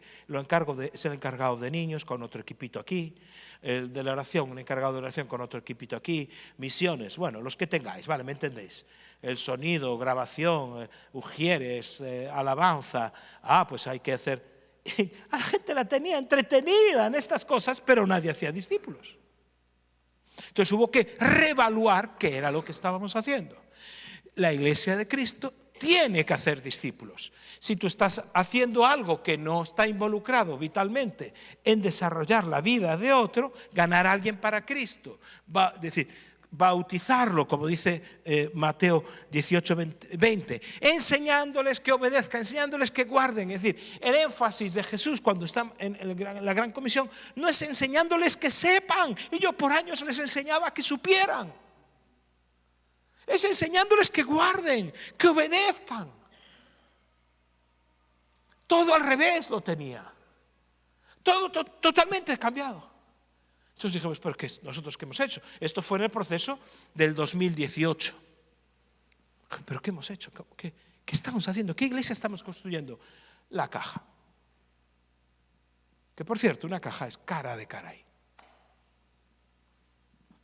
Porque si tú quieres abrir una obra en un sitio nuevo, lo primero que piensas es en alquilar un lugar. ¿Cuánto vale abrir la casa de un hermano? 0. Pero abrir una caja en cualquier pueblo cuesta un dineral. Todo al revés, todo lo teníamos al revés. Estoy aquí abriendo el corazón un poquito. Si me paso me lo dices. Pero bueno, por cierto, yo no sé a qué hora tengo que terminar, pero os veo muy interesados. Entonces, ¿qué pasaba? Entonces nos dimos cuenta el cómo, la siguiente pregunta. ¿Y cómo lo hacemos? Porque cuando los pastores vienen a ver lo que Dios está haciendo en Lugo, lo primero que preguntan, ¿y cómo lo hacéis? Hablar del cómo sin entender el qué y el por qué. ¿Qué fabrica la iglesia? Discípulos. Nuestro negocio, por decirlo de alguna manera, son hacer discípulos. Leía en un libro de empresa, bueno, yo soy un lector empedernido, pero decía que cuando hay un problema en una empresa, solo el 15% de ese problema está en manos de la clase trabajadora, del obrero, digamos, ¿no? Pues imagínate, tienes una fábrica de coches, solo el 15% de la solución de un problema en la producción del coche está en manos de la clase trabajadora. Y un 85% de la producción, de la solución de ese problema está en el equipo directivo. ¿Por qué? Porque ellos pueden cambiar los procesos de producción. Ellos pueden tomar las decisiones de que esto va a ir de esta manera, de aquí por allá. Tenía un hermano que era doctor en logística de empresas, que me explicó esto. Decía, sí, es que esto es cierto, a veces es un 80-20, que se ajusta más al modelo, lo que llaman el principio de Pareto, que siempre es un 20% es el que curra y un 80% es el que disfruta. Lo que pasa en una iglesia, normalmente. Entonces, él decía, es que justo el equipo directivo puede hacer transformaciones que el resto de la gente no puede hacer. Y de repente yo me doy cuenta que eso es una parábola moderna. Antes hablaba de siembra, pero es empresa. Yo pensaba que si las cosas no funcionaban era porque la gente estaba mal. Entonces toda mi predicación, ¿en qué consistía? Intentar cambiar a este 15%. Entonces la predicación en la caja, ¿qué era? Echarle la culpa a las personas. Eso sí, yo sé cómo vestir eso sin que no parezca tan violento, ¿no? Entonces, ya tenemos años predicando, entonces sabes como que la gente la tratas mal y encima si les das caña y las tratas mal, dicen, qué buen mensaje. Es una locura. Es una locura. Entonces, en el fondo decía, ¿sabes por qué esto no funciona? Porque no oras lo suficiente. Si oraras más o orásemos más. ¿Sabes por qué no funciona? Porque no leemos la palabra, no conocemos la palabra lo suficiente. Si conociéramos la palabra, conoceríamos mejor al Dios de la palabra. ¿Sabes por qué esto no funciona? Porque no ayunas lo suficiente, porque no das lo suficiente, porque no evangelizas lo suficiente, porque, bueno, y la máxima, la de todas, la que resume todas, porque no te comprometes lo suficiente. ¿Qué le estaba diciendo a la gente? Estáis muy mal. Yo, que estoy aquí arriba, estoy muy bien. Y en este modelo, los líderes, ese 20%, son los que dicen a los demás lo que tienen que hacer. Es el modelo caja, que a veces se repetía en el modelo antiguo de cajitas. Un líder diciendo a los otros lo que tienen que hacer. Pero no, el que estaba mal era yo. Porque yo estaba poniendo a las personas en este modelo. Y extenuado y reventado con el trabajo secular, el trabajo de la iglesia, uno ya no sabe para dónde tomar. Y dices, pero ¿y esto es todo? ¿Os acordáis cuando en Éxodo 18 Jetro llega y ve a su yerno Moisés? Entonces le dice, oye, Moisés, vas a desfallecer tú, un asunto de desfallecimiento, y todo tu pueblo contigo. Esto no puede seguir así. Escúchame a mí. No le dice escucha a Dios ni nada. Escúchame a mí. Pon hombres de 1000, de 100, de 50 y de 10. Que juzguen ellos. Y lo que haya alguna cosa grave que llegue a ti. Pero pon esos filtros y que reorganiza otra vez el potencial y la capacidad. El potencial de aquel pueblo era grande. La capacidad de Moisés, que era pequeña. Iba a hundirse con todo. Se iba a hundir con todo. Y dice y consúltalo con Dios. Entonces, él consulta con Dios y acepta, dice, que el consejo de su suegro y Moisés, cuando él puede dedicarse otra vez, dice, tú tienes que dedicarte a lo tuyo que tiene que ver con la palabra. Fíjate, mientras Moisés está tan atareado como los apóstoles en servir las mesas, fíjate, los apóstoles se liberan o digamos, reajustan al modelo divino y lo primero que pasa es que crece la palabra de Dios, se multiplicaban los discípulos y crecía la palabra de Dios, justo después de que Moisés reorganiza la estructura, viene la ley de Dios. Dios se le revela, no podía antes. ¿Cómo se va a revelar a un hombre que está saturado en el juicio? Es decir, ese potencial, el potencial era mucho, pero lo que tuvo que cambiar fue su capacidad, distribuyó y delegó todas las cosas en más personas, y esas personas cogieron eso y la capacidad de inmediato aumentó, que es justo lo que nos pasó en Lugo. Lo que hicimos en realidad fue un cambio de estructura de capacidad. Entonces, ¿cómo lo hicimos? Pues el Nuevo Testamento está lleno os aburriría ahora, no vengo a dar un estudio bíblico sobre las citas de Pablo a los hermanos que están en la casa, la iglesia que se congrega en la casa, mi casa, hasta ET estaba en una casa, entonces más revelación imposible. Hechos, todo libro, pero especialmente Hechos 2, cuando se nos revela ahí que cuando la iglesia que compartía hacía todas esas cosas estupendas, vivían la comunión, y dice que la iglesia crecía y se multiplicaba. El Señor añadía, multiplicar dice en Hechos 6, añadía a la iglesia cada día los que habían de ser salvos.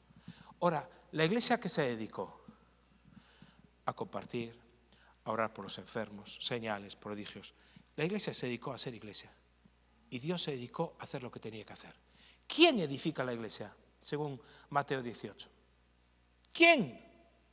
¿Quién edifica la iglesia? Jesús. Yo me pasé la vida edificando yo la iglesia. Ese es el trabajo de Jesús. Lo que a mí me tocaba es hacer discípulos. Dejé de hacer discípulos porque una vez, mira, yo he ganado para el Señor cuando me convierto y al principio de los años a más de 80 personas para Cristo, yo así, uno a uno. Pero todo se separó porque el pastor, el oficio, se dedicó a edificar la iglesia, que es justo lo que hace Jesús. ¿Yo qué tenía que hacer? Discípulos. ¿Cuál es la clave de estos grupos pequeños ahora? Hacer discípulos. ¿Qué es la misión? En grupos pequeños, células, como le quieras llamar, grupos pequeños, según el modelo del Nuevo Testamento. ¿Cómo lo hacemos? Entonces, ¿cómo lo hacemos? Hacemos grupos pequeños donde crecemos juntos, donde compartimos, donde celebramos, donde evangelizamos porque conquistamos a otros, donde nos cuidamos unos a otros. Pero todo eso tiene que estar enfocado en una cosa, que es la misión de Dios. Todos los grupos enfocados en la misión de Dios. Todos. Pero por años yo había enseñado que la misión de Dios casi eres tú. Y la gente está acostumbrada a ser ellos el centro de todo. Me decía una vez una hermana, ya hace años, ya un poco mayor, y ya partió con el Señor. Y me dijo, la mamá de Maika, hoy no me gustó la alabanza. Y yo, es igual, no era para usted. Yo entiendo lo que quería decir. El volumen estaba muy alto, a lo mejor hubo mucha música movida, yo qué sé, ya me entendéis. Pero lo que había detrás es que yo soy la vara de medir de lo que está bien o no. Hoy no me gustó la predicación. Hoy no me gustó, pero ¿esto qué es? Los hemos educado así. El valor principal de la caja es el consumo. Yo vengo aquí a consumir. Y por cierto, pago por ese consumo. Ya que pago, requiero que me aconsejes, requiero que ores por mí. Hay pastores que hacen visitación por las casas. Dios mío, eso yo ya nunca lo hice, gracias a Dios, imagínate. Pero yo tengo alguno que me dice, a día de hoy, pastor joven, no es que no tengo tiempo porque tengo que visitar la casa de los hermanos todos los meses. Y yo, ¿cómo? ¿Pero qué me estás diciendo? El día que tengas 60 casas, ¿cómo vas a hacer? ¿2 casas por día? ¿Tú te das cuenta que eso es una barra? Es decir, ese modelo es un modelo. Ahora, yo pensé, con el tema de Jetro y de Moisés, que es un ejemplo muy válido, yo siempre me puse en la posición de Moisés. Bueno, tengo que cambiar, tengo que hacer grupos pequeños. Esa teoría nos la sabemos todos, ¿no? 1100, no sé qué, el pastor, el supervisor. Hasta que caigo en la cuenta y digo, ¿y si yo hubiera sido Jetro? ¿Qué le hubiera aconsejado a Moisés? Lo veo agobiado, lo veo sobrepasado. Ni por nada del mundo le hubiera aconsejado aquello. ¿Por qué?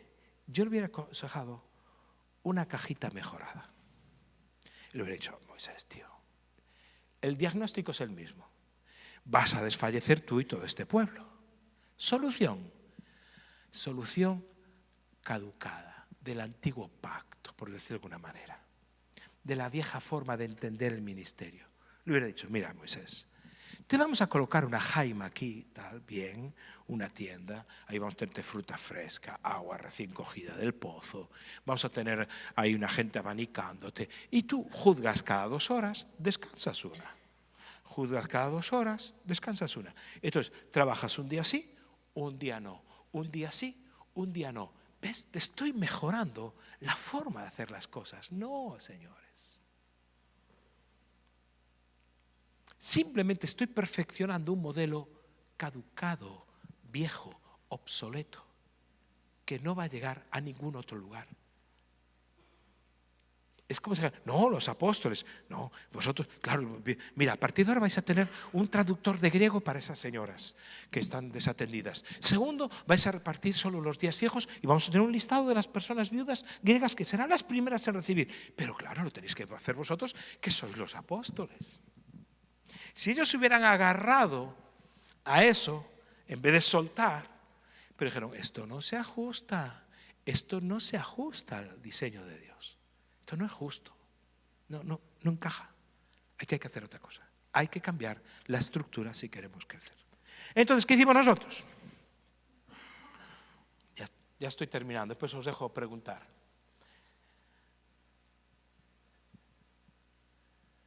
Tuvimos que crear una escuela. ¿Por qué?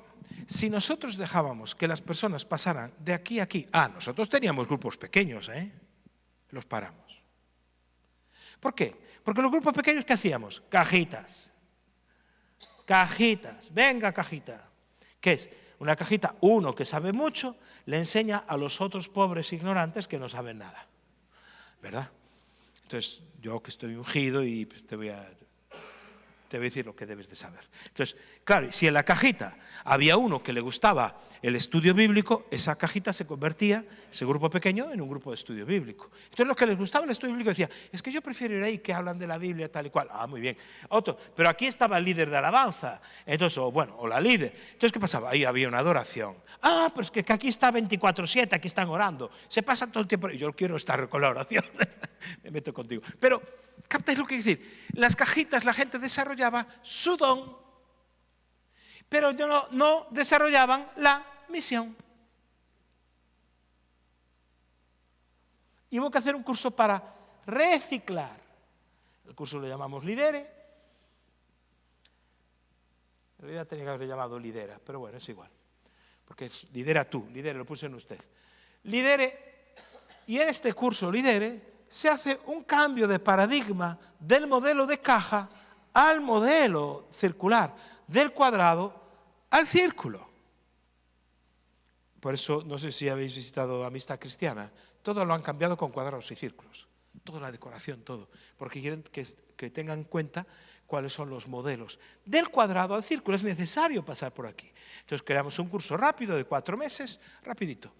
Porque ya es la gente que estaba aquí en la iglesia es gente vieja, no es que no vas a enseñar ahora un estudio bíblico, no se trata de eso, sino que lo que intentas es hacer un cambio de paradigma que se tarda. La forma de razonar y pensar la iglesia está siempre normalmente en la caja, es un proceso que tienes que empezar y empiezas a vivir la vida acá, empiezas a vivir. Y el primero que tenía que vivir eso era yo y era Ana, los pastores. Roberto Botel, que nos asesoró y nos acompañó en ese proceso, ella partió con el Señor, va a hacer ahora 2 años. Roberto Botel dijo, tú tienes que llevar tu teología. Venga, por favor, si yo estoy hiper mega ocupado, yo no tengo tiempo para nada, yo no puedo llevar una célula. Dice, tienes que llevar una, pero que no, yo lidero a los líderes, modelo caja. Lidero a los líderes, yo no puedo. Tú, si tienes un hermano de la iglesia que es albañil, que es camionero, que es abogado, que es médico, así que termina su horario laboral, ¿tú le pides que lidere y que esté en una célula? Dije yo, sí, claro. Pues tú cuando termines tu horario laboral de pastor, también vas a una célula. Yo me caches en el argumento, no supe... No supe, mira que yo contesto todo, no supe qué decirle. Y Ana igual, que después le voy a pedir que dé testimonio. Pero empezamos nuestra propia célula. ¿Qué hace esto? Nosotros, al estar con los pies en la tierra, este es un modelo muy relacional. Todo se basa en relaciones, ahora lo veremos. Entonces, la gente todos pasamos por este proceso de formación que creamos. Muy sencillo, muy sencillo.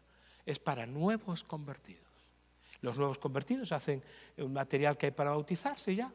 Lo siguiente que hacen es esto. Porque desde el principio ya se integran en una célula y su vida es de célula. ¿Qué pasó? Como cada célula tenemos una persona que lidera y una persona que le está acompañando en formación, rápidamente esto empezó a crecer y esto se multiplicó por 2, y esta por 2, y esta por 2, y esta, y esta, y esta. La iglesia empezó a crecer, empezó a crecer y empezó a crecer. No recordamos desde entonces ninguna semana, desde el 2018, yo no recuerdo ninguna semana que no se entregue gente a Jesucristo. Todas las semanas. Es decir, los domingos en las células. Los domingos, por supuesto, en todos los cultos hay gente que se entrega a Jesucristo. Cambió el enfoque. ¿Y cuál es el enfoque ahora? La misión de Dios. Las células son la misión. Antes el enfoque de la célula, ¿qué era? Yo, mi crecimiento, mi comunión. Entonces cuando había que multiplicar la célula, ay, es que ahora nos llevamos tan bien, somos tan amigos, porque se desenfocaron. Yo le decía a los jóvenes, oye, tú imagínate que viene un amigo tuyo y te dice, oye, como me dice a mí, Marcos, me voy a meter en el ejército. Y dices, oh sí, te vas al ejército. ¿Y por qué? Dice, voy al ejército porque escuché que ahí se hacen amigos que son para toda la vida. Tú le vas a mirar y dices, oye, ¿sabes qué? Es cierto que ahí se hacen amigos que son para toda la vida, sobre todo cuando tu vida depende de la de él y la de él la suya, en una trinchera, que está jugando la vida. Compartes la vida a un nivel que no hay otros contextos. Pero la misión del ejército no es que tú hagas amigos. La misión del ejército es la defensa de un espacio territorial o de una ideología y para ejemplo, lo que estamos viviendo ahora, por ejemplo, en Ucrania, lo que acaba de pasar en Gaza. La misión del ejército es otra. Es más, la misión del ejército ni siquiera es que, yo qué sé, que se sanen los heridos. Es porque hay heridos que están en la misión, el ejército tiene hospitales de campaña. Entonces tiene hospitales de campaña porque hay que sanar a los heridos que están en la misión. La misión del ejército no es desfilar y cantar. El ejército desfila y canta. ¿Por qué? Porque celebran la victoria y eso les da muchísimo ánimo. Pero nadie se mete en el ejército para decir, qué bonito el uniforme, yo lo voy a cantar. Mi misión en la vida es desfilar. ¿Perdona? No, pero mi misión en la vida es tocar el trombón mientras desfilamos. ¿Perdona? La misión del ejército no es esa. La misión del ejército, igual que la misión de la iglesia, no es cantar. La misión de la iglesia, algunos, no, mi misión es la sanidad. ¿Qué sanidad? ¿Qué es eso de misión? Solo hay una misión y es ganar uno más para Cristo porque está condenado al infierno. Hay que hacerle un discípulo. Porque la gente viene rota y quebrada, nosotros tenemos programas de sanidad para ellos. Sanidad interior, exterior y la que tú quieras. ¿Por qué? Porque una vez que están sanos, los enviamos a la misión. Hay que sanar los matrimonios que están rotos. ¿Por qué? Porque tienen que ser luz en medio de una situación muy hostil. Ellos tienen que tener una santidad atractiva porque van a cumplir la misión de Dios. Por eso hay que sanar el matrimonio. Pero el objetivo no es sanar por sanar. ¿Por qué tienes que ser santo? ¿Por qué? ¿Por qué? Por causa de la misión. Todo, es decir, y hay personas que vienen a la iglesia y están en la célula. ¿Qué pasaba en las cajitas? Yo quiero estar solo donde están mis amigos. Yo quiero estar solo donde están los que cantan, los que oran, los que enseñan. ¿Ya me entendéis? Por eso no funcionaba, nada funcionaba. Y puede ser así hasta el siglo que viene. No va a funcionar. Porque era un problema de que el liderazgo estaba enfocado en la caja. Y por eso nos decía aquel hombre, con este liderazgo no puede. Claro, porque este liderazgo era yo. Con este liderazgo que era yo, no se podía más. Habíamos alcanzado la capacidad que teníamos, que era 180. Y no había más. Sí, podía subir a 190, bajar a 170 o subir a 200, ya me entendéis. En ese entorno. Y no había más. Todo por una falta de entendimiento de lo que es hacer iglesia. Luego, pasar a ser una iglesia en células no es un asunto de una nueva organización, no es un asunto de una nueva metodología, como bien decía John, es volver al principio. Ahora, tú imagínate un grupo de 100 personas, todas en misión. Un grupo de 100 personas que están orando todas. Nosotros en la iglesia siempre animamos a cada uno a orar por 10. ¿Tú sabes lo que es eso? 100 personas. Si cada uno ora por 10, tenemos a 1000 personas que están en oración continua. ¿Sabéis que nosotros no tenemos reuniones de oración en la iglesia? ¿Por qué? ¿Por qué hay que tener reuniones de oración? Lo que hay que hacer es avivar la oración en la iglesia. Entonces, ¿qué ocurre? La vida del Espíritu sucede aquí, no sucede aquí. Entonces, aquí hay personas todas las semanas que se reúnen a orar en sus células. De repente, varios grupos de hombres se juntan para orar porque tienen hijos que están apartados de los caminos del Señor. Y oran durante 2 semanas y hacen 2 vigilias de oración. De repente, hay unas hermanas que dicen que ellas quieren clamar y orar y batallar en la fe y que quieren reunirse los martes o los lunes. Allá van. Después van otros y dicen, pues yo quiero orar todos los miércoles. Pero, ¿qué tal si hacemos una reunión de oración por Zoom? Y allí se juntan por Zoom para orar y ayunando. Yo fui a 1 o a 2, yo no vuelvo más. Eso sí, insufrible otra vez. A mí se me va la cabeza, se me va la mente, se me va. Allí delante de la pantalla se cierran los ojos, pero allí tengo los libros, los apuntes. Es decir, ¿por qué tengo que estar yo en una reunión de oración de ayuno, aunque sea el pastor? Pero hay gente que le gusta eso. ¿Entendéis? Hay gente, las mujeres se reúnen a orar cada cierto tiempo. Es decir, la vida del Espíritu, sopla el Espíritu aquí. Yo llego a la iglesia, ahí atrás, llego a la iglesia a una reunión y había un café concierto. Había todas las mesas para un concierto, no sé qué, un café. ¿Y esto qué es? No, un café concierto que estamos haciendo. Si tú sabes todo lo que pasa en tu iglesia, es que en tu iglesia no pasa nada. Porque la vida, cuando está en la caja, todo está programado. Cuando está aquí, es muy complicado pastorear esto. Porque es el soplo del Espíritu. Pero precisamente eso es lo que hace que la iglesia crezca, se convierte gente y se convierte gente y más gente y más gente. Yo ya no conozco a nadie. No conozco a nadie, paso por la calle, adiós, mi bueno, digo, esta es una de la iglesia, bueno, en fin, yo ya pongo cara de que los conozco de toda la vida, claro que está. Ahí atrás le digo a un chico que estaba sentado así en el hall de la entrada de la iglesia, me acerco a él, porque yo si veo a alguien nuevo lo saludo siempre, voy, ¿qué tal? Hola, ¿qué tal? ¿Cómo te llamas? Estaba sentado, me dice, me llamo, bueno, ya se me olvidó otra vez. Digo, qué bien, y digo, ¿y qué tal? ¿Es la primera vez que vienes por acá? Y dice, pastor, es la 4ª vez que tenemos esta conversación. Y yo, 4. Y yo, 4. Y digo, 4. Pues ya me vas conociendo. Yo tengo muy mala cabeza para los nombres, soy horroroso. Entonces, ¿qué hicimos? Empezamos a hacer la formación de lidere. Todos los viejos, para poder ser parte de un grupo pequeño, tienen que pasar por la formación. ¿Por qué? Porque si no, lo que hacen es repetir la cajita. No hay entendimiento, no hay un cambio. Y es un proceso también, todos hacen la formación. Empezamos en el 2018, fue el proceso de formación, las primeras células para ponerlas en marcha. En serio, empezamos en septiembre del 2019, que es en realidad cuando nos lanzamos ahí con 180 personas, y en 6 años la iglesia se cuadruplicó. En pandemia se creció muchísimo, incluso las reuniones online. ¿Por qué? Porque todo el mundo estaba ¿qué? En misión. Todos, hasta los niños. Que hasta Ana os va a contar ahí. Todos, hasta los niños. Tenemos líderes de 88 años y líderes de 14.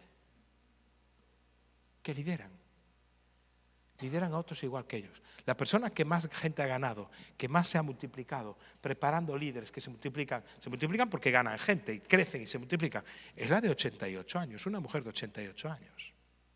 Tú la conociste, al final me acuerdo. es la mamá de Ana. La genética es buena. Entonces, tengo más cosas, pero antes de dar paso a las preguntas, porque a lo mejor es mejor, comenta un poquito tú el testimonio de cómo viviste tú también el empezar las células, cómo fue tu célula y un poquito también niños, jóvenes.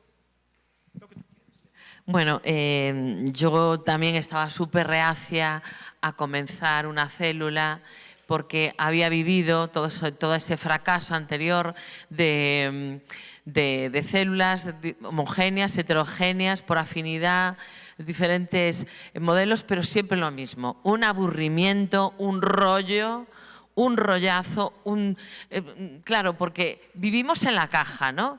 Entonces, en la caja funcionas como pastor, como pastora en este caso, y yo ya sabía que las que iban a venir conmigo al grupo me iban a chupar la sangre, o sea, venían con sus problemas, y una de las cosas que más me agota es la gente. A mí me gusta la gente, pero la gente que no quiere cambiar, pero que está todo el día consumiendo consejería, oración, y eso es que a mí me hacen polvo. O sea, yo no valgo, yo no valgo. Y entonces yo dije, pero yo tengo que empezar una célula, ¿esto qué es? Yo no quiero. Entonces Roberto Botrel y Simone me dijeron, sí, pero tienes que hacerlo, ya verás. Bueno, y yo, en obediencia, empecé. Entonces, pensé, bueno, pues, ¿cómo empiezo? Y vi que, ¿y con quién? Entonces vi que había una peluquera maja, que predicaba mucho, y yo dije, esta va a ganar mucha gente, porque las peluqueras ya sabéis que tienen ahí las cabezas en sus manos, y siempre eso, hablan mucho también. Y una hermana que abría su casa. Entonces empezamos ahí las tres, y la primera semana orando, la segunda semana orando, invitando también a gente, no llegaba nadie, ni la primera, ni la segunda, ni la tercera, ni la cuarta, pero a la quinta llegó una persona. Y entonces nosotros ya estábamos emocionadas, una chica nueva, y ahí empezaron a llegar mujeres nuevas que tenían sed de Dios. Y claro, era diferente, porque tú estabas en misión, estabas en otro punto, ¿no? No estabas ahí dando consejería, que la gente viniera, la gente venía con sed de Dios. Y para mí fue también una experiencia increíble, porque pasé del rol de pastora de la caja, al rol de Ana, de persona que también tiene necesidades, de una madre que tiene hijos pues en la adolescencia, con los problemas que tienen las mamás. Entonces allí también podía ser yo. Ellas estaban interesadas también en mis cosas y me preguntaban qué tal me había ido la semana, qué tal iban mis niños. Es decir, yo me relajé, estaba en un entorno de amigas. Y realmente fue la primera vez en mi vida cristiana en la que pude experimentar que tenía amigas creyentes. Sí, yo tengo muchas amigas que son pastores, líderes en otros lados, pero eran chicas de mi iglesia que me celebraban mi cumpleaños, iba de vacaciones y me mandaban mensajes, ¿qué tal? ¿Cómo lo estás pasando? Manda fotos, ¿eh? O sea, esas cosas y eran recién convertidas, o sea, el rol había cambiado completamente. Pronto pude multiplicar mi grupo, yo me fui con una chica que se había convertido y empezamos pues, las dos juntas y llegamos a, no sé si éramos 18, entonces nos multiplicamos 9 y 9. Y enseguida crecimos, alcanzamos otra gente, pues ganábamos a personas, discipulábamos, les hacíamos la nueva vida, ¿no? Los estudios que tenemos para nuevos, los bautizábamos y ya les decíamos a estas mujeres, mis grupos siempre fueron de mujeres, les decíamos, tú eres una líder, tú tienes que crecer, tienes que ser líder, y he multiplicado mi grupo varias veces. Ahora también estoy muy, muy feliz porque llevo un grupo en un punto de misión que es a 40 kilómetros de Lugo. Entonces, cada miércoles por la noche yo me voy y voy feliz. Para mí no es un esfuerzo ir de noche, a veces lloviendo, a chuzos, y hacerme todos esos kilómetros porque estamos abriendo una obra en un pueblo que en tiempos de la caja había unos misioneros en ese pueblo que alquilaron un local, que hacían actividades con niños, que hacían pues lo tradicional en un pueblo, y hubo que cerrarlo porque aquello no tiraba. La gente no venía a la caja que alquilaba. Eso. Alquilamos la caja para que la gente llegara, pero la gente no llegaba, ¿no? Había que hacer un esfuerzo grande e invertir también mucho dinero en todas aquellas actividades. Y entonces, pues, yo gané a una chica de ese pueblo y empezamos a hacer reuniones en su casa. Bueno, empezamos a hacer reuniones como era verano en un parque. Entonces, empezaron a llegar amigas, pues una amiga que era una empresaria que tenía una tienda y estaba enferma, luego llegó otra que tenía una tienda donde echaban las cartas, era una bruja tarotista. Bueno, empezamos así y bueno, ayer pues fui al grupo y debíamos ser unos 15, aunque el grupo son como unos 25, ya estamos para multiplicar, pero la alegría que uno tiene, pues porque sabes que la gente, que va a haber alguien nuevo, que va a haber alguien con sed de Dios. Pues ayer llegó una mujer nueva, que una de las chicas la conoció en la parada de autobús donde los niños esperan el autobús escolar. Allí empezaron a hablar y la invitó al grupo. El domingo ya quiere venir a la iglesia. Estamos en misión. Yo ayer los contaba y yo decía, este verano vamos a bautizar a 1, 2, 3, 4, 5, 6, 7. 7 para bautizar de ese grupo. Y eso es una alegría, una satisfacción tan tremenda que a mí, sinceramente, me cambió la vida. Porque yo no estoy haciendo todo lo que me gustaría hacer, me gustaría pues, hacer más discípulos, ganar a gente. Pero si yo en mi grupo ganamos a través de otros, ¿no? Pero discipulamos todos. A lo mejor yo no soy una persona de irme a la parada del autobús y hablar con la gente porque ando a 1000 todo el día, pero si alguien lo hace, si alguien trae a esa persona, discipulamos entre todos. Y eso es fantástico. Y cuando Marcos hablaba, no tenemos reunión de oración, ay, a mí me dio un vuelco el corazón porque yo tengo una reunión de oración dentro de un ratito. ¿Por qué? ¿Qué tipo de actividades hacemos? El domingo, una de las líderes de célula me dice, mira, esta chica, una chica recién convertida que bautizamos ahora en este verano, es enfermera, tiene una situación personal tremenda, pues una madre pirada, trabajan juntas las dos en el hospital en el mismo turno, y dice, está con ideación suicida. Entonces no sabemos qué hacer con ella. Y dijimos, pues ¿cómo? No podemos dejarla así, vamos a hacer una reunión de oración y todos los días a las 10:30, a las 10 o 10:30, según el turno que tenga de noche, nos vamos a juntar 10 minutos por Zoom y vamos a pelear por ella. Vamos a estar dando ahí, haciendo guerra espiritual para que esta chica... Sí, pero ¿eso quién lo decidió? Acá. No se decide aquí, se decide ahí.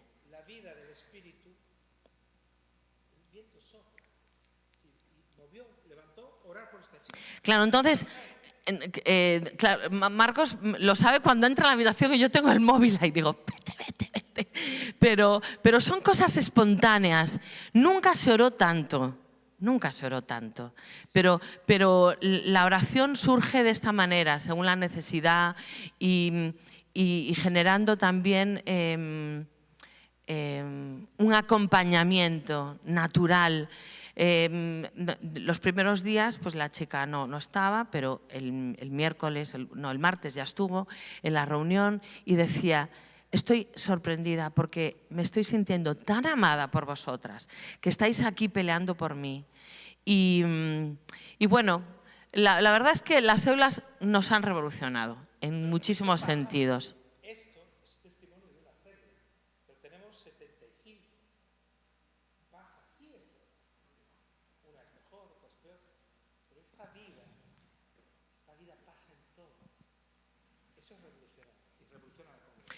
Nos juntamos también entre varias células para hacer cosas. Entonces, por ejemplo, yo me reúno con las líderes que superviso. Entonces dice una chica, por ejemplo, ay, en mi grupo hay una chica que hace unas velas preciosas. Ah, pues venga, vamos a hacer un taller de velas para Navidad, para invitar amigas. Entonces, buscamos cualquier excusa excusa entre comillas, porque estamos en misión y la misión es ganar a otras. Y si podemos invitar a través de un taller de velas, pues buscamos qué talentos tenemos por aquí, qué más podemos hacer. Entonces, siempre planificando así actividades, y eso nos enriquece mucho, fomenta mucho la comunión entre nosotras y bueno, la verdad es que es fantástico. Es fantástico. No volvemos atrás, ¿eh? O sea, para atrás ni para coger impulso.